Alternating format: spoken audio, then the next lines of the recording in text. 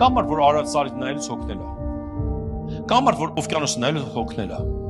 Հնարավոր չի սիրել, որովհետև Աստծո մեծությունը չի հոգնածնում։ Ամեն անգամ նայելով դու Տիրոջ փառքն ես տեսնում, դու Տիրոջ ստեղծագործությունն ես տեսնում։ Հեռախոսի մեջ դու չես տեսնի դա։ Այսօր այնքան են մարդկանց խաբել, որ ռիլսերից բացի ուրիշ բան չեն տեսնում, չեն նկատում Տիրոջ փառքը, չեն նկատում Տիրոջ զորությունը, գեղեցկությունը, ամեն ինչ։ Եվ գիտեք, այդ ամեն ինչը կա,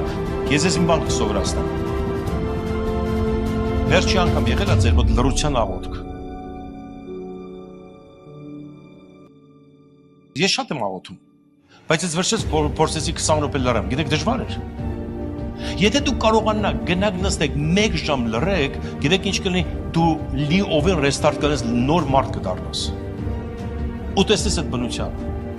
Պարզապես գնա մի անտառում նստի, մի տեղ նստի, աթոռի վրա եւ լռի ու նայ բնության, նայ երկնքին։ Գրվածը տիեզերքը պատմում է Տիրոջ փառքը։